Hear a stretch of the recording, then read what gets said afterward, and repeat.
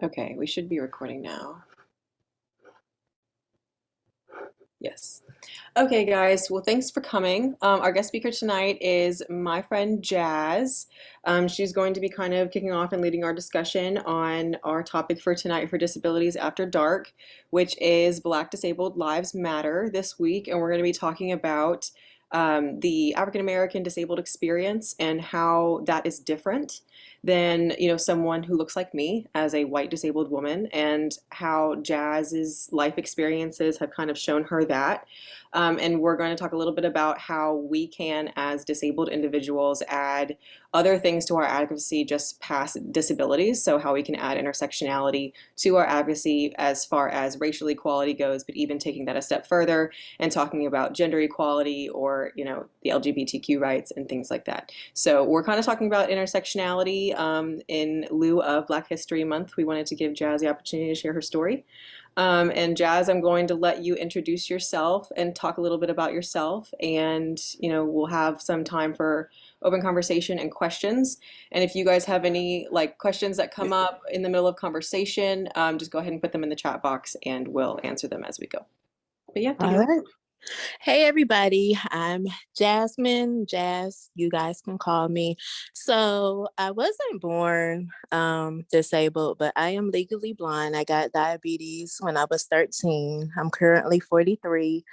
Um, so in 2007, I ended up losing the majority of my vision. I am a mother of two boys, 19 and 25. My oldest is actually severely deaf. He's hearing impaired. So I have the experience of raising a child with a disability as well, an African American male. And that's something in itself with a disability.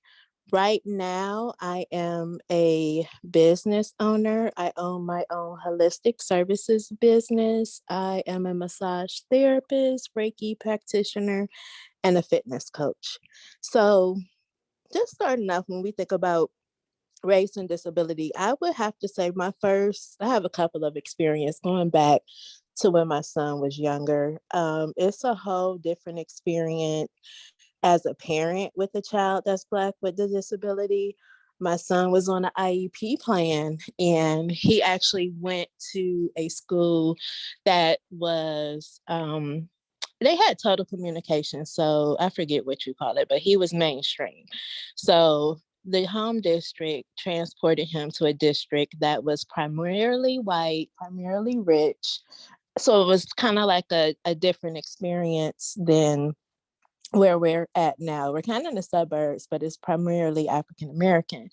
So off bat, being in IEP meetings as a Black young mother, I found a lot of time all of the other participants, excuse me, were white women, middle age. And what I started to notice that they would talk around me and over me.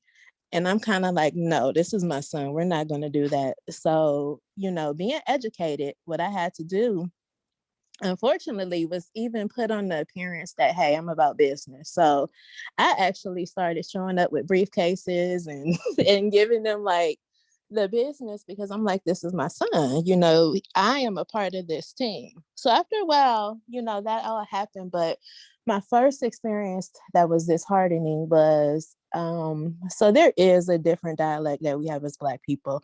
So the main person was a speech pathologist, and she was telling me about some of his language issues. And she was like, yeah, well, there's something called Ebonics. So I'm thinking that's what you guys are speaking at home. And I'm like, no, we don't speak Ebonics.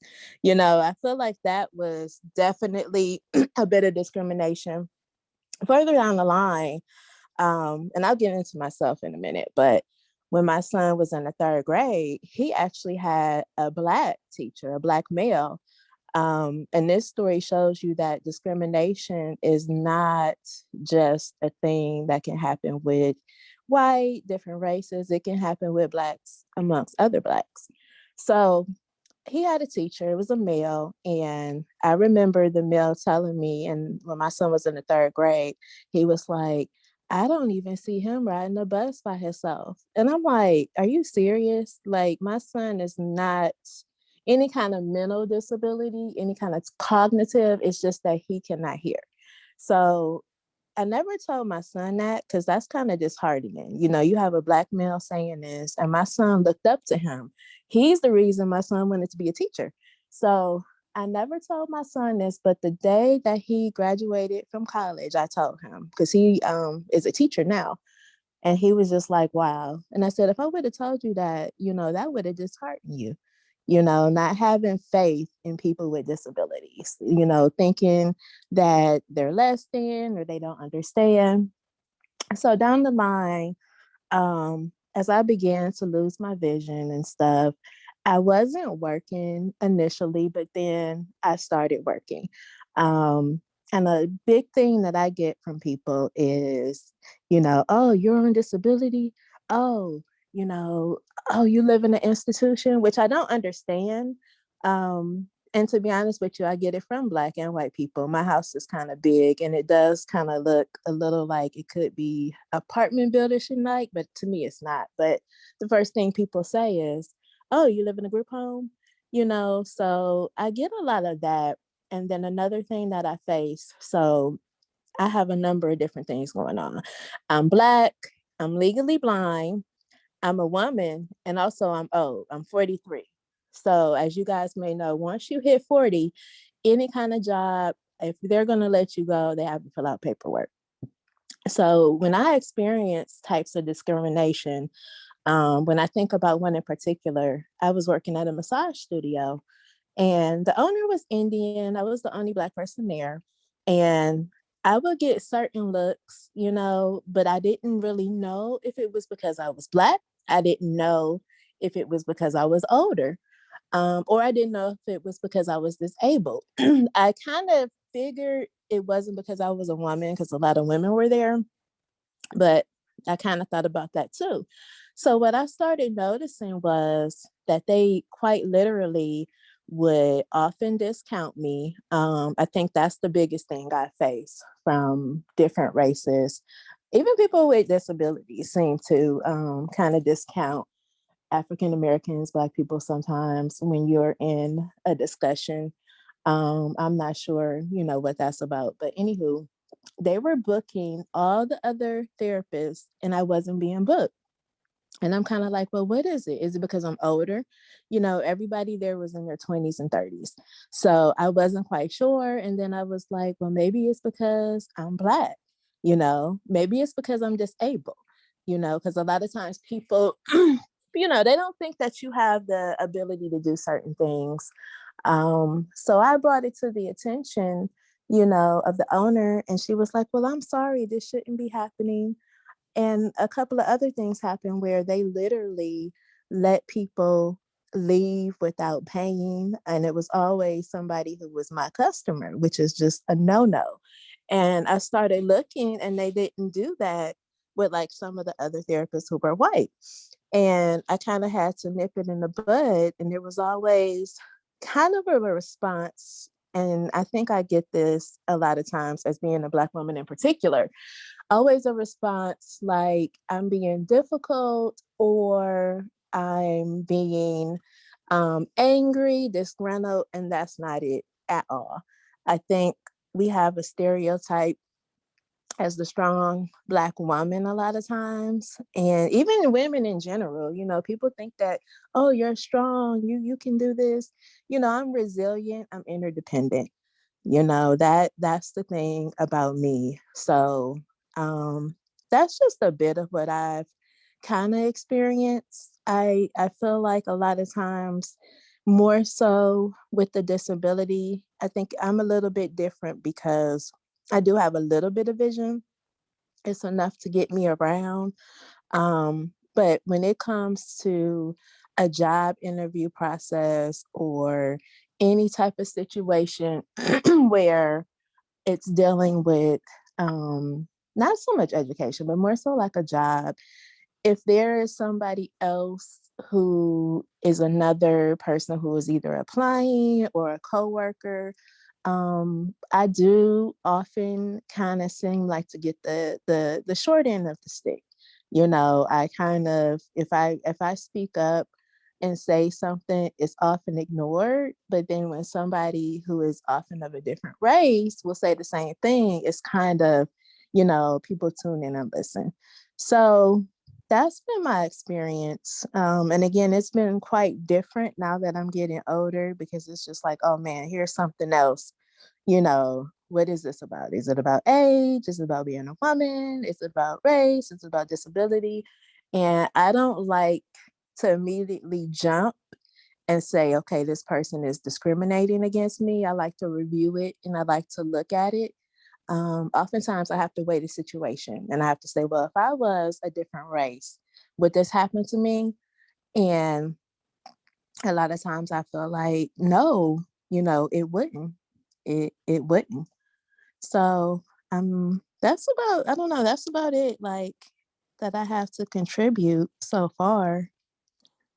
Yeah, I hear a lot of employment barriers. Mhm. And so my question for you is what would you give, like if you could go back 20 years and talk to Mhm. yourself about all the things that you experience, what would you give yourself as advice on how to handle those situations when they happen? So I would give myself the advice that I guess I kind of learned is the first, you have to really reflect on if it's discrimination. And then you have to be secure in yourself. You have to be like, yo, this is not me. It's something that's wrong with them. And if it's something that's blatant, don't be afraid to speak up. Do it in a way that's not accusatory. If you can educate somebody, that's fine. um, but unfortunately, I feel like some people don't get the opportunities that I have had. And I think really having a son who was disabled prepared me for how people see disabled people. They have different kind of opinions, how people see Black people in general. Um, so just speaking up and just not taking it too personally. In a career field, the reason why I have my own business, I got laid off from two positions, nonprofit, and I love both. And for some reason, all the positions that I've kind of been in, I've been like the only Black person that they kind of hire. And the hiring process is a little different because, I don't tell them I'm visually impaired until I go in there. And then I explain it and they see, and usually they're impressed because it's the whole, oh, I don't know, oh, you can, what's going on? You're different and you can do this, you can do that, So the first thing is education, educating everybody, um, making them aware, and kind of busting down stereotypes. That's the major thing. I think a lot of people have stereotypes that are not valid, especially today. It's not valid at all. So just breaking those down through education and sometimes you have to be an advocate for yourself, and you can always take something that's a negative experience and turn it around. So Mhm. I don't know if that answered your question. Yeah, it It did. went on. Yeah, that was a good answer. No, no, no, it was good. Yeah. And then sometimes, what I mean, like, you have to use certain things to your benefit. So my situation is kind of unique. Sometimes being the only Black person who's disabled, I'm kind of representing two things. So, sometimes you do feel like you have to put on that hat and give your utmost, but I'm that type of person anyway. I'm very particular about any work that I do. Um, in massage world, it's kind of different because what I get is the stereotype of, I went to school, back to school when I was older. So you get that stereotype like, whoa, you went to school back when you were older and you can't see.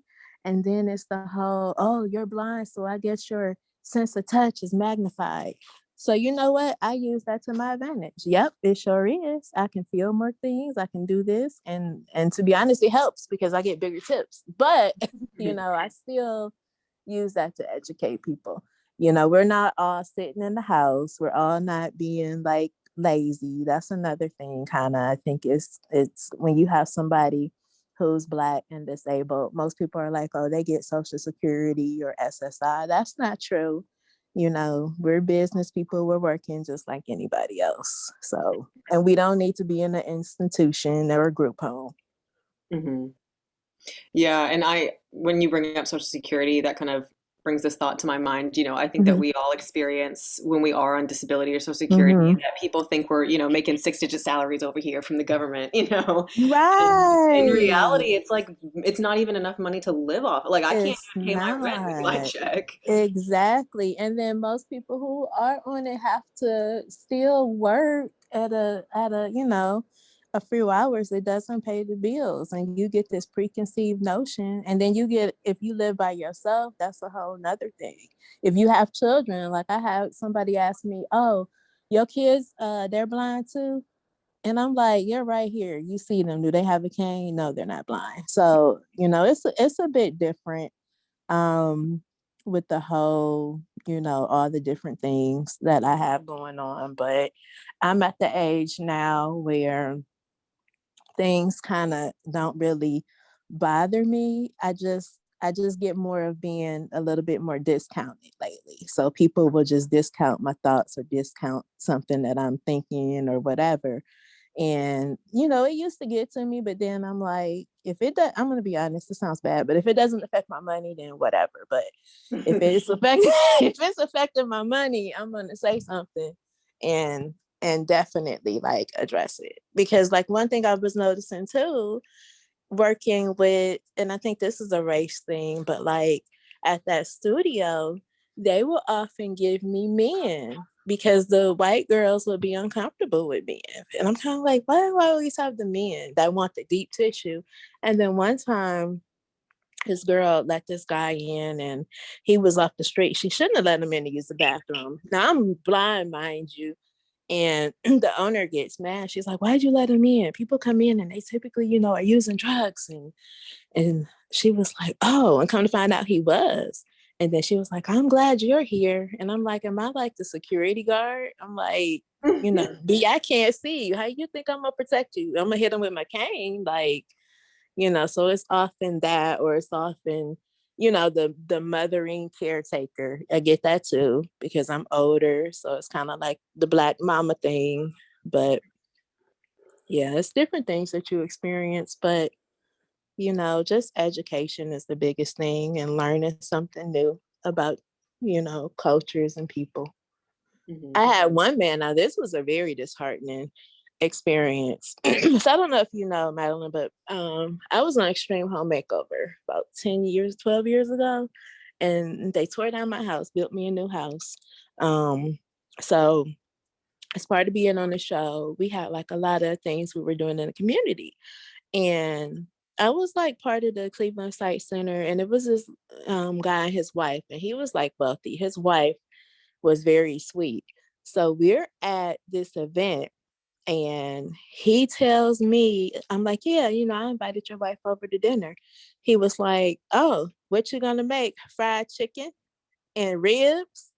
And I'm like, no, I don't eat chicken and I don't eat ribs. Now I was lying because I do be eating them, but for you to say that was just like, it was horrible.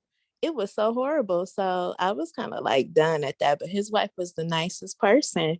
Now looking back, something I would have done, because I just avoided her after that. I didn't return her calls or anything. I probably should have said, your husband said something very disheartening to me and extremely, rude and racist. I would have went back and said that.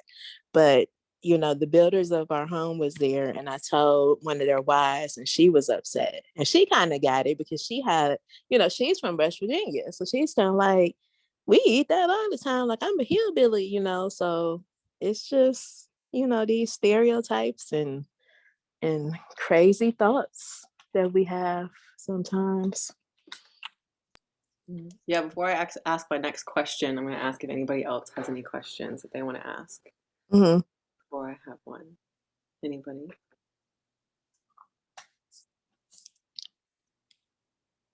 No, doesn't look like it. Well, going back to your son and kind of having like the experience of also being a mom with a child Mm-hmm. with a disability.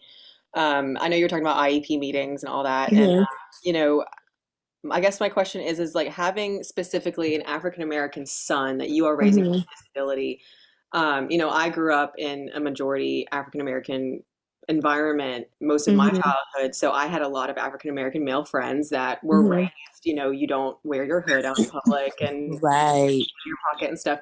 How much of that do you experience more of, Oh and you my feel like you God. need to protect your son more because he has a disability and specifically because he's hard of hearing? I know that there's been a lot of instances with like police brutality and law enforcement not Right. how to handle disabilities, especially when it comes to the African American community. So I'm curious, how do you handle that as a mom? Right. So actually, so both my sons, I'll tell you one about my youngest, but my oldest, so with him being hearing impaired, where we live at, when they were younger teenagers, they would be around the neighborhood, the police would constantly stop them, and it would piss me off so much.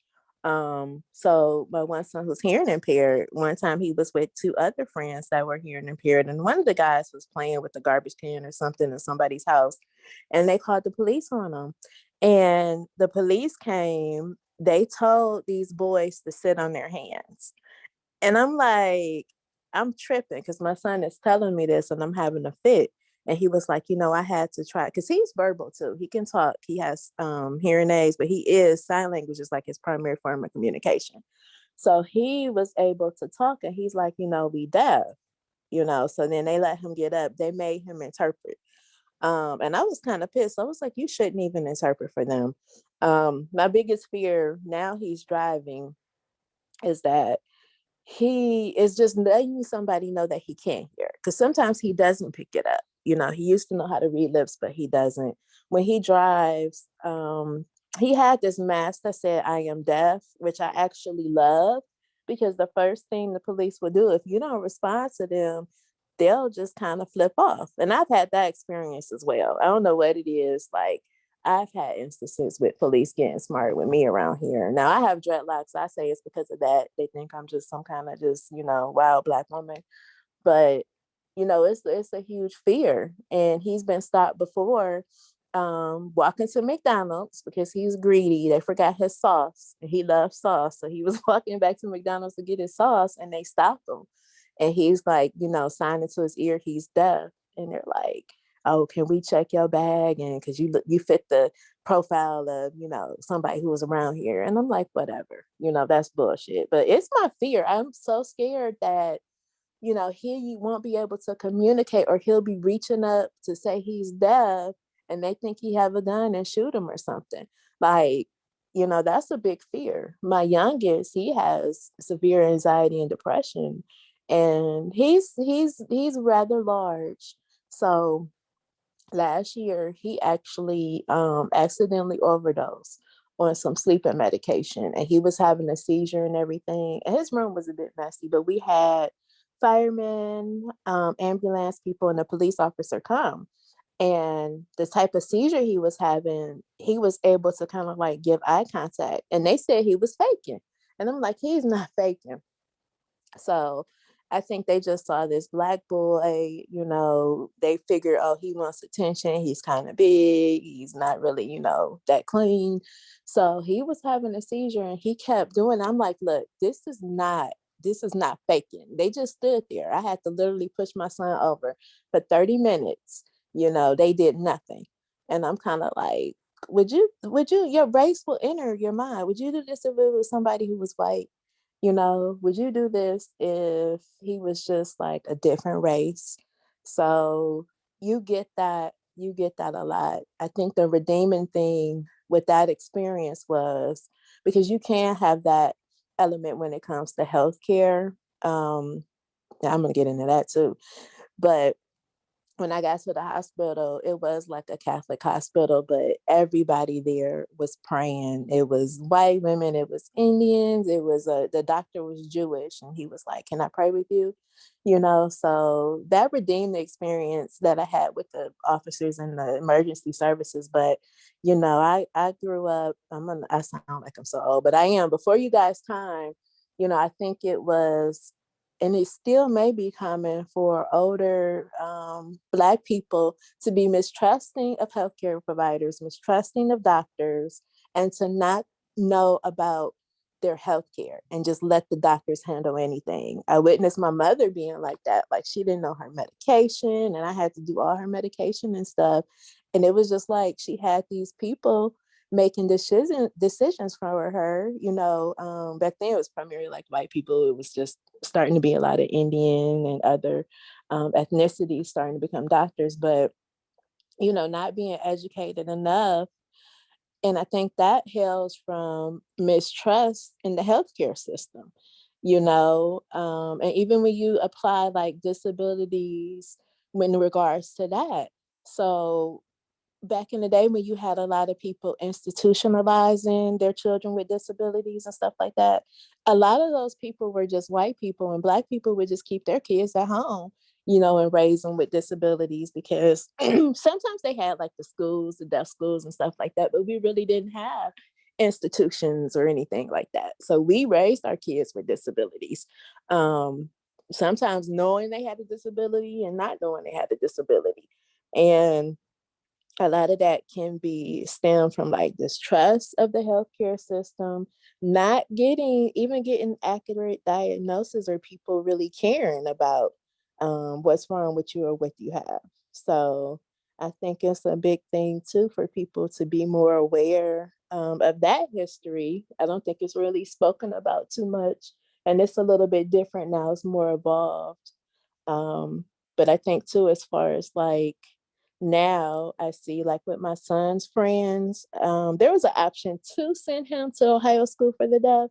So, as time goes on, we had that opportunity. But for me, I'm like, I'm never sending him, away. But a lot of people who were Black, that are either my age range or younger, they sent their kids away to those schools instead of having them here. A lot of times, I think what I've witnessed in education is a lot of parents who are Black, and I don't know if it's from education or not, but they know nothing about the IEPs, the 504. Their meetings are like that meeting I had, that first meeting where they talk over you. They don't include you. It got to the point where I got so involved with my kids' meeting. Like I literally, one time I threatened this lady. I was like, I'm trying not to go across from this table because she said something that was just completely outrageous about my younger son, but I was involved. I was really active, but I think a lot of parents aren't like that because they don't understand their kids' disability and nobody educates them. I was lucky because I was 18 years old when I had my son, and the Cleveland Clinic is where I found out he couldn't hear. He was diagnosed. And I had an audiologist who told me from the beginning about total communication, about the school district he needs to go to, about what's going to happen. I looked up stuff, I educated myself, I learned sign language. And unfortunately, a lot of Black parents don't get that same type of information or somebody to be like, hey, or maybe they do and they just can't, don't dig into it because of lack of education or because of mistrust, so that's a whole nother thing too when you look at disabilities. So it's a lot of different aspects. Yeah, when you talk about mistrust, I feel like Mm-hmm. that's, we learn about that. I was a psychology major in school, and we learned about Mm-hmm. all of that with the syphilis, treatment. Mm-hmm. Yeah, we still learn all about that. But my question really is more modern time framed with COVID. I Mm-hmm. know that there's clearly, I mean, obviously still aftermath of that, which, I think that a lot of white progressives that are Mm-hmm. really pro-vaccine, like everybody should be vaccinated, da da da da, da, like Mm-hmm. vaccine mandates, we forget that the African American community has a very valid reason to Right. not want to get vaccinated. And that's why, for Mm-hmm. me, my opinion is I don't think that we should have vaccine mandates at all because of that reason. Right. It's not my right as a white woman to tell you, Jazz, a black woman, that you should be injecting yourself with anything. Like Right. that's Right. so beyond my understanding. And so I'm wondering, moving forward with the pandemic and how long we've been in it and vaccines and masks, what do you think on a national stage would really help kind of mend that injury, I guess? Like how can we earn back your trust is really my question. I don't know if it could ever really, I'm gonna be honest, I don't know if it could really ever really happen. I think as generations go on, it'll probably be weaned down a little bit because I think you have the older people who kind of witnessed it and all of that, and then you have the next generation. I think that um it may kind of die down just naturally by time, but I don't really know what can be done to kind of just quell mistrust of like the whole medical system, the whole political thing, unless it's just us really taking it into our own hands and educating ourselves and just being vocal about it, and maybe people listening and not really like the way you dug into it, you understand why. Some people are like, oh, I don't understand why, oh, they're just conspiracy theorists. Maybe if more people were to dig in and to actually do the research why, then they would kind of understand. um and it goes back further than all of that. I mean, slavery, like they experimented with Black people. Like we've had it tough. And, I think it's going to always be an element of mistrust, an element of lack of understanding on the other side. And I just, maybe more discussion and really, really, really, really deep discussion. um, I think needs to take place. And maybe it will help some of it, but yeah. Yeah. And stereotypes is a hell of a thing, because I was listening to this podcast and it was this doctor, this white lady doctor, and she was talking about this is another thing. So how Black women at a higher rate are losing their babies. Um, and educated women, like smart women, women who are rich, but Black women are like 50 times percent more likely to lose a baby than a white woman. And they looked into it and they were like, it's a systematic kind of racism with some doctors. So this white doctor was talking and she said that she had a Black woman who was in jail. She was pregnant, but they brought her in the emergency room.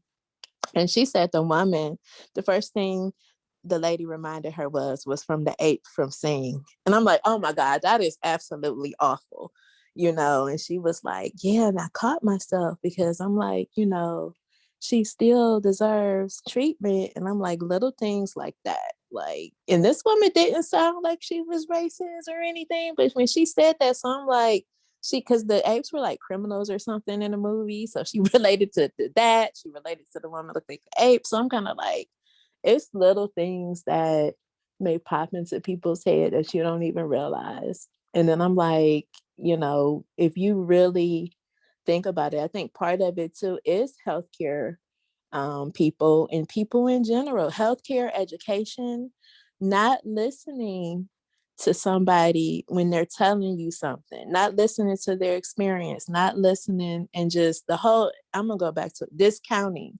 people. And I think that's the biggest thing with Black people. A lot of times we're discounted, and that needs to really, really change. It needs to be an inclusion that's just not checking numbers, an inclusion of a discussion, So, Hmm. yeah. Well, does anybody else have any other questions? I'm gonna let you change gears. I know you wanted to talk about healthcare, Jazz, a little bit more in depth. Yeah. What was I gonna say? I totally forgot what I was gonna say. See, that's part of me being old. No, you ain't that old. You good. Well, we just have to be engaged a little more when it comes to our health, and the mistrust is still a little present. I think so. If you look at it, it's so crazy how many different situations mirror each situations. Because when I look at the COVID, like you talked about the whole thing about vax versus non-vax, Hmm. deaf people, cochlear implants versus non-cochlear implants. Like they are serious about that. That's like, some deaf people get upset if their child learns doesn't learn sign language and learns how to talk. But a lot of that too, institutional, is kind of the same as like the Black experience in a way, because back in the day, a lot of deaf people were forced to talk. Now, why would you force somebody who's deaf, totally deaf, to talk? One thing I taught my son and I live by, when you have a disability, you know, the world should accommodate you, but it doesn't. The world doesn't accommodate you at all, so you have to make the world accommodate you. Forget that, so it's interesting if you ever read up on the whole deaf culture thing, because it is kind of in tie with civil rights in a way, and Mhm. I think that it's a good thing that kind of mirrors a lot of some of what some Black people go through. Mhm. Yeah. Mhm. And with healthcare, I guess my question would be, Mm-hmm. we know that there's disparities, obviously, between Mm-hmm. races with healthcare. I'm wondering, with your experience with your family, Mm-hmm. do you find that as a, Black mom of a child with a disability, do you feel like, I mean, I don't know how many different doctors you and your family have had, in your life, Mm-hmm. but how much difference do you see, with outside the African American community specifically, of with just other, you know, Mm-hmm. members of other ethnic groups aside from Caucasians? Like Mm-hmm. I've had different doctors of different races, and I feel like sometimes I'm treated differently depending on Mm-hmm. what race my doctor is and how that relates to me. So, Right. I know you mentioned that, you've had Jewish doctors in the past and white doctors, Mm-hmm. et cetera, et cetera. And so how much of a difference do you see, with all ethnic groups and how you're treated? And do you Mm-hmm. think sometimes white doctors almost baby you in a way, or like try too hard, I guess? You Like know what is what? your overall So attitude about that, I guess? Yeah. I would say actually no. So I have had very good experience with the majority of my doctors. So my doctor now is a Black woman, and she's like close to my age. The reason why I like her is because if I asked her for something, she's on it. Now her staff, on the other hand, this may sound stereotypical of me, but she has like a lot of Black women on her staff, and sometimes we can be a little, this is so stereotypical. I'm sorry. But I have difficulties sometimes. But so she's good. She has like, and my son see her and she's like, oh, how's the baby? So it's kind of like that whole little, mother, sister thing, whatever. Now, my eye doctor is a white man and he's good too, but he has a tendency to talk his jargon. And I have to be like, wait, Dr. Sears, what are you talking about? But I just think that's because that's him. Um, the majority of like the white men doctors I have actually been very great. My son had a Chinese male doctor. He was great because he was like, oh no, herbal teas, and I'm into that. My experience that were negative were more so with Indian doctors. And I hate to say it, like my diabetes doctor, she's an Indian female. I had another one and they're a little bit difficult, and I feel like she kind of in a way talks down to me. If I'm telling her something, she'll be like, oh, and has an attitude. But I feel like part of it, because she may have that experience of dealing with maybe Black people who kind of don't either understand or, it's that discounting again. And I feel like I've experienced that with more so people who are like Indian, but I feel like it might be a cultural thing too, because when I was married, we went to this Mr. Hero, and every time I've gone someplace with a guide dog with somebody who's Indian, they don't seem to understand that guide dogs are permitted. And they're like, get out, no dogs, but I think that's a culture thing. So, as I look back, I don't know if it's a culture thing in particular to where, in some cultures and some places, Black people are just like, you want to talk about discrimination and racism, Black people are everywhere. So the people who are Black tone there, maybe like the bottom of the rung. So maybe they're bringing that a little bit to the experience. So I don't know if that's the type of thing or not, but Yeah. um, yeah, that's what Yeah. I've experienced. Yeah, we have in the chat from Lauren, she's talking about how she's been studying, looks like her classes in my culture, health, and diagnosis and treatment class. She's talking about her Mhm. textbook, and she brings up it's really important to, educate and talk to others and have respect. She says, with respect and an open mind to patients' varying cultures and beliefs, which I think kind of goes across the board. I feel like everybody, no matter what you look like, I think we can Mhm. all be more, sensitive to other people's cultures. I think that we forget sometimes that America is a giant melting pot of a whole bunch of immigrants. And, Right. so I've been trying to normalize in my social science saying European American instead of just Hmm. white or American because if you're white and you live in America, you moved here at some point. Right. So Right. you're definitely European American at that point. And so it bothers me how we think of like your generic white middle age, like the American dream. When you think of that, you think of like the Hmm. white family with the two kids and the dog and the picket fence, and that's not what America looks like. Right. And I think that we forget that, Right. especially when People it comes to other are, things. right. And people are visual too. So, we're going to see color first. And it's unfortunate that, and maybe it's good in some instance that sometimes when people can't see, our experience is different because we are accepting. The disabled population is really the most accepting population. And because we understand what it's like to be different, and I've experienced very little type of like any racism from people who are really disabled. But I think the only thing that I've experienced when it comes to racism with disability and disability would be, somebody who is a different race and a different sex getting hired opposed to me.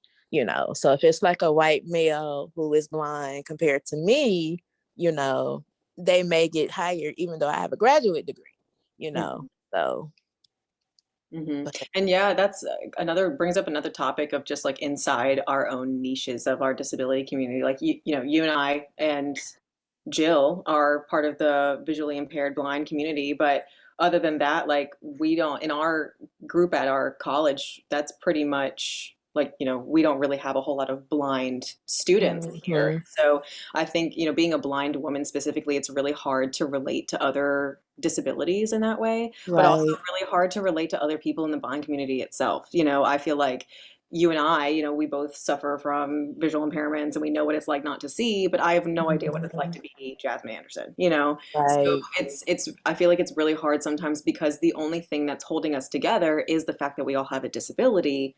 There's a lot of diversity, and with diversity sometimes comes controversy. Right. So I think that's really difficult sometimes. And then when you have so much going on, you kind of got to figure like, okay, so in this situation, am I a woman first? Am I disabled first? Am I black first? Or am I old first? Yeah, And that's how exactly. I see, and it's sad, but I'm like that. And so now I started back to like dating, and that's a whole nother thing with being disabled and being black too, because like I've come across a lot of white men who be like, "Where are you from?" And I'm like, "I'm from Cleveland." "No, where are you from?" And I'd be like, "Yo, dude, I don't know." Like, they're expecting me to be like, "I'm from like Africa, I'm from Jamaica." Like, yo, I don't know. We came up here on a boat, so I can't really ask. I can't really answer that, Or they're kind of like, "Oh wow, you can't see," and it's kind of like, well, is it a fetish? Is it a fetish because I'm black? Because I'm blind? Or because I'm old, when you get the young ones that try to get on. So like pick your poison. Yeah, and we're actually having an event about that. We're having an anti-Valentine's Day party, and it's kind of to talk about and highlight how difficult dating can be inside the Is that disability gonna be community. virtual? It can be, absolutely, if you want to come. I got stories. Oh yeah, oh yeah, and but even someone. I feel like it's harder for men, obviously, because men Mm-hmm. have all these other expectations that come with dating. But I Right. find, sometimes in the past with me, sometimes it's a pity thing. And Right. sometimes it's a I can't handle this because you are. It's like, like Mm-hmm. you have this struggle and your life is this hard because you're blind and I can't handle that. So I don't want to Right. be with you. And it's just like, dude, you're not blind. Like, Right. And relax. sometimes it's people wanting some of your check because they think you got social security and that you set. Yeah. Like, Yep. It, Exactly.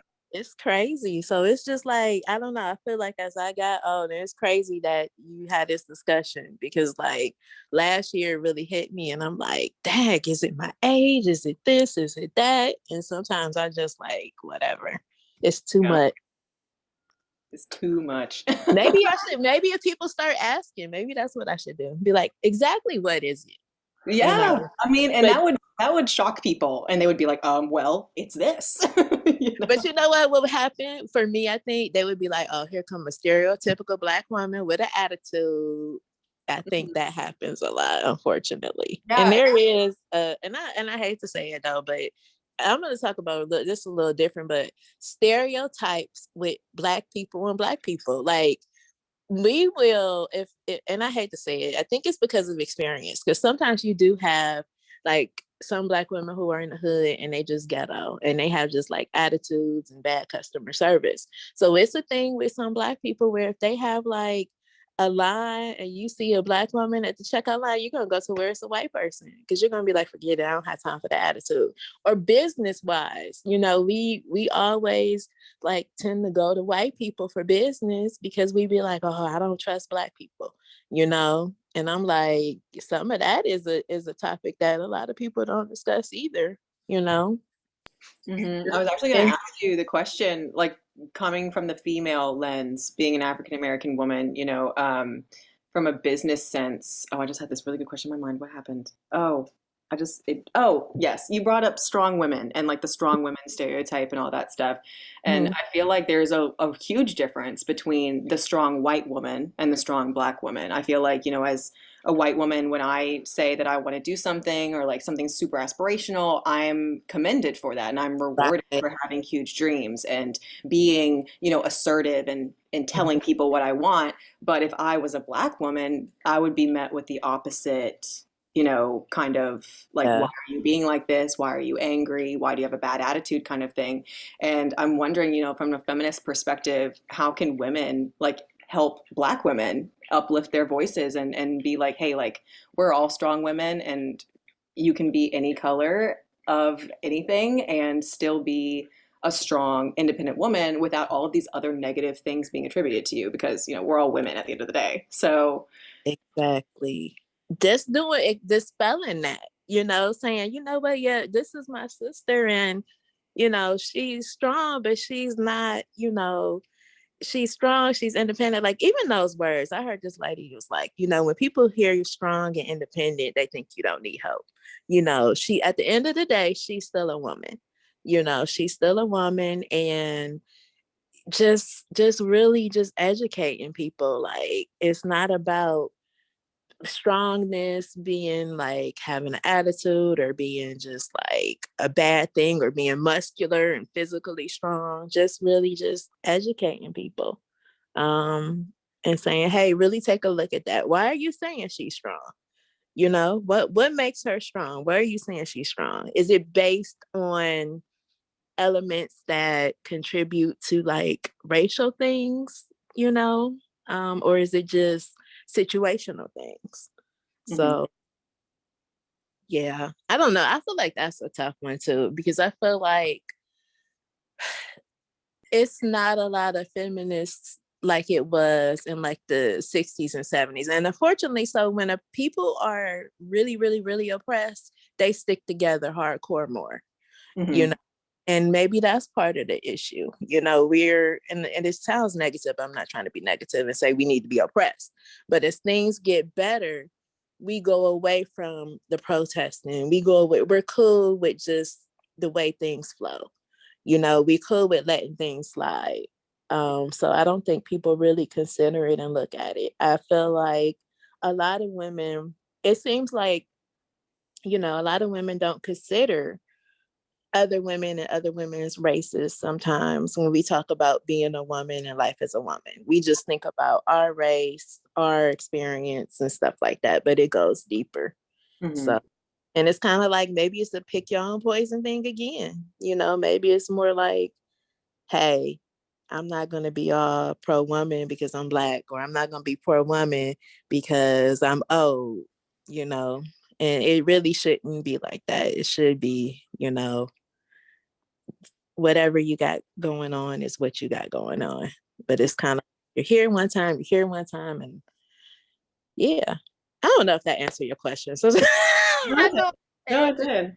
No, you're speaking your truth. I'm glad that you're here to share all of this with but us. I feel like it seems like, so as far as Black women, you don't get a lot of people who seem like they're feminists, because you're right, because they could be a feminist, but it's like you're an angry at woman, or you're a lesbian, because sometimes, it seems like the lesbians are a little more like pro women and outspoken, but as person who's not lesbian, we need to be like that too. And just like, it's kind of like people tend to go with the dominant thing that they're experiencing and kind of cling with that. Hmm. I see what you're saying. Yeah. And that's why I really think it's, hard for the disability community sometimes to advocate properly because, we assume that the disability community is made up of a lot of white people, but in Right. reality, the biggest populations of the disabled community are African Americans and Native Americans. I think Mm-hmm. between those two ethnic groups, I think they make up over 25% of the entire population. So it's a huge chunk. I mean, Right. and based on representation and population size, our disability advocacy should be coming from the lenses of African Americans and Native Americans because you guys make up the most of us. But it Right. doesn't.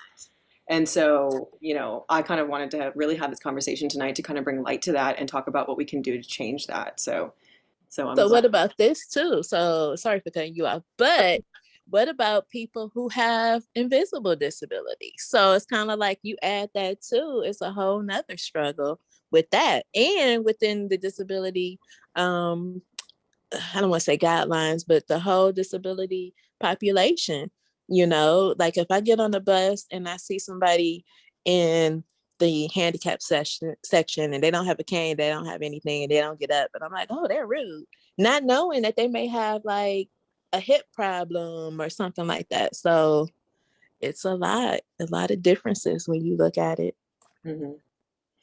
Well, wrapping up, does anybody have any other questions for Jazz before we wrap up? Because we have about 4 minutes until we've been here for an hour. So this has been a really good discussion. Thank you so much for coming today, Jazz. Thank you. I don't think anybody can unmute themselves and ask a question, or you can put it in the chat if you guys would like.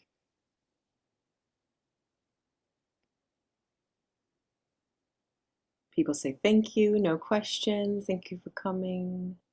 All right, guys, check out my website, jasminereiki.com. I got Oh to give yeah, that I was shameless plug. I was looking at that earlier. You got it going on, girl. Yeah, I do a lot of stuff, girl. I'm busy. God Oh, is good. oh yeah. Oh yeah. Oh, you should do one on religion and disability and race. That would be a good idea. Yes. That's a whole nother topic. That is a whole nother topic. Girl. Girl, we could probably have talks every single week for like the next 5 years on things we need to talk about in the disability. We honestly Right. should. There's so much intersectionality to poke at. I But enjoyed that's hearing from the you, Jess. beauty. All right. All Yeah, right, do you have any questions, Jill or Brienne, Lauren, anyone? no questions. But again, I appreciate hearing from you. All right. Thank you. You guys take care. All right, thanks, Jazz. Thank you for coming by, y'all. Thank Sure. you for Bye. coming. Thanks. Bye.